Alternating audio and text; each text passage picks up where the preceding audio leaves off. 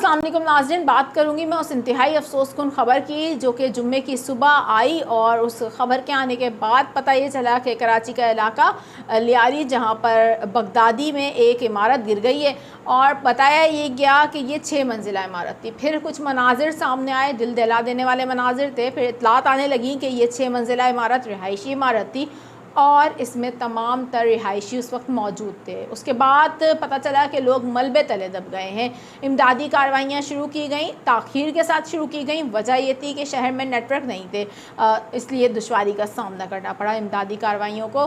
लोगों ने अपनी मदद के आपके तहत काम शुरू किया। मैं अभी आपसे जब गुफ्तगू कर रही हूँ, ताज़ा तरीन आपको ख़बर दे दूँ, 10 के करीब अफराद जाँ बाग हो चुके हैं। 10 लाशें निकाल ली गई हैं इस मलबे तले दबे लोगों की और मुतादिद अफराद अभी भी मलबे तले दबे हुए हैं, इस इमारत के मलबे के नीचे मौजूद हैं। ख़दशा ज़ाहिर किया जा रहा है अहले इलाका की जानिब से और रेस्क्यू हुक्काम की जानिब से भी ख़दशा ज़ाहिर किया जा रहा है। तकरीबन 20 से 25 अफराद के बारे में बताया जा रहा है कि वो मौजूद हो सकते हैं इस बिल्डिंग के मलबे के तले, ज़िंदा हैं या जान की बाजी हार चुके हैं। इस हवाले से कुछ भी नहीं कहा जा सकता अभी तक रेस्क्यू काम की जानिब से। अब जो रेस्क्यू का अमल है वो तेज़ी के साथ किया जा रहा है और कोशिश ये की जा रही है किसी भी तरीके से वहाँ पर मौजूद लोगों को ज़िंदा बचाया जा सके। एक बच्ची मौज़ाना तौर पर ज़िंदा बच गई है जो कि 3 माह की बच्ची थी और अल्लाह का शुक्र है कि मौज़ाना तौर पर ये जो बच्ची है ये बच्ची है सही सालिम और इसको निकाल लिया गया है, महफूज है ये बच्ची। अभी मैं आपको यहाँ पर इस ख़बर से मुतालिक एक इंतहाई होशरुबा इंकशाफात जो सामने आए हैं वो शेयर करूँगी, इसलिए क्योंकि ये बिल्डिंग गिर गई। कराची के इलाके लियारी में गिरने वाली जो बिल्डिंग थी उससे पहले होता क्या रहा है, कुछ ऐसे खौफनाक वाक़यात फ़ेस किए हैं वहाँ पर लोगों ने इस बिल्डिंग के अंदर जो कि इंतहाई तशवीशनाक हैं, जो कि इंतहाई ख़तरनाक हैं और जो ख़बरें आ रही हैं वो इंतहाई अब चौंका देने वाली हैं। चौंका देने वाले इंकशाफात आपके साथ शेयर करूँगी। जो मुतासिरा लोग हैं वो क्या बयान करते हैं, अहले इलाका कहते क्या हैं इस हवाले से, इस बिल्डिंग में क्या होता था बिल्डिंग गिरने से पहले, ये तमाम तर सूरत हाल आपके साथ रखूँगी। मेरा नाम है आयशा कादिर, खुशामदीद करूँगी अपने तमाम तर व्यूवर्स का और मैं उम्मीद करती हूँ आप तमाम तर लोग खैरियत से होंगे। जो लोग इस वक्त चैनल पर नए हैं मैं उनसे दरख्वास्त करूँगी चैनल को सब्सक्राइब कर लीजिए, बेल आइकन को प्रेस कर लीजिए ताकि इस तरीके की मालूमाती ख़बरें आप लोगों को मिल जाया करें। कराची के नाजरीन से दरख्वास्त करूँगी वीडियो को ज़रूर पूरा देखिएगा, इसलिए क्योंकि कुछ अहम तरीन अपडेट्स आपके साथ शेयर करनी है। ये बिल्डिंग कैसे गिरी, इस बिल्डिंग के गिरने से पहले क्या हो रहा था और क्यों कर ये बिल्डिंग गिर गई अचानक से, सब कुछ अचानक हुआ है या इससे पहले भी कुछ हो चुका था, इस पर भी बात करते हैं। लेकिन सबसे अहम बात इस वक्त अब ये ख़बर सामने आ रही है कि कराची में बिल्डिंग जो गिरी है, यानी कि अब जो सानिया बगदादी हो गया है, उसके बाद सिंध बिल्डिंग कंट्रोल अथॉरिटी की जानिब से नाकाबिले रिहाइश इमारतों की फ़हरिस्त फ़ाइनली जारी कर दी गई है। तो सानिया के बाद चलें फ़हरिस्त तो आ गई है अब सामने।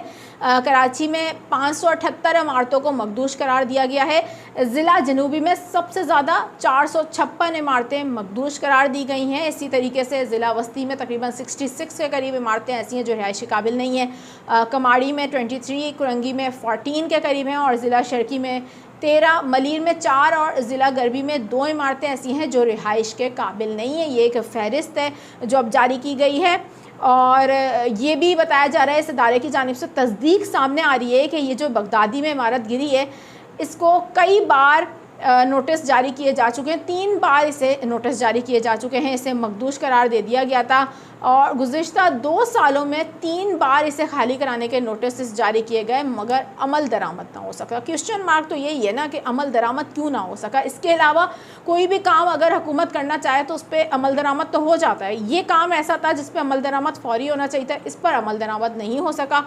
जो लोग रिहाइश पजीर थे गलती उनकी भी है, मालिक जो थे बिल्डिंग के गलती उनकी भी है। लेकिन मैं आपको ये ज़रूर कहूँगी कि ये जो बिल्डिंग गिरी है इसकी जो हालत थी, जो खस्ता हाल इस बिल्डिंग की हालत थी और इसके तरफ जितनी भी बिल्डिंग्स थी आप उनको देखें, इंतहाई गरीब लोग यहाँ पर रिहाइश पजीर थे और ये गुर्बत की वजह से यहाँ पर रिहाइश पजीर थे। उन लोगों को क्यों कर मुतबादिल रिहाइश ना दी गई और ये ऑफ़र क्यों नहीं की गई कि आप इसको यहाँ से शिफ्ट हो जाइए, इस बिल्डिंग को खाली कर दीजिए। अच्छा, ये पहली बिल्डिंग तो नहीं है अब शहर में कई बिल्डिंग्स ऐसी हैं, अब जाहिर सी बात है दादोशुमार भी सामने आ चुके हैं। आपको अगर याद हो मैं आगे चल के बताती हूँ इस इमारत में हो क्या रहा था, लेकिन मैं अगर आपको याद हो कराची में जून के महीने में मुसलसल अर्थक्वेक आ रहे थे। मैंने खसूसी तौर पर तवज्जो दिलाई थी इस मसले पर बार बार, और मुझ समेत मुतादिद अब लोग इस बात पर जिक्र कर रहे थे कि कराची की जो बिल्डिंग्स हैं, कराची का जो इंफ्रास्ट्रक्चर है वो किसी भी कुदरती आफत के काबिल नहीं है।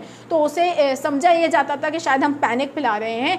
पैनिक फैलाने वाली तो बात थी नहीं, बात सिर्फ सिंपल सी ये थी कि कुदरती आफत का या किसी सानिए का वेट क्यों किया जाए, उससे पहले क्या ऐसा नहीं किया जा सकता कि शहर का जो इंफ्रास्ट्रक्चर है, बड़ी बड़ी इमारतें खड़ी हो रही हैं यहाँ पर, लेकिन इंफ्रास्ट्रक्चर बहुत कमज़ोर है। मैं फिर कहूँगी कि कुछ ऐसी नई इमारतें भी हैं जिनका इंफ्रास्ट्रक्चर बिल्कुल भी सही नहीं है, और ये इमारतें तो बिल्कुल ही खस्ता हाल हैं, 30-30 साल पुरानी इमारतें हैं। लोगों की ज़िंदगियाँ बचाइए, बर वक्त कार्रवाई कीजिए, इस चीज़ पर कार्रवाई करने की सबसे ज़्यादा ज़रूरत है। शहरियों की जानिब से भी यही मुतालबा सामने आ रहा है, लेकिन साथ ही जो लोग वहाँ पर रिहाइश पजीर हैं उनको मुतबादिल रिहाइश भी दी जाए ताकि वो दर बदर ना हो जाए।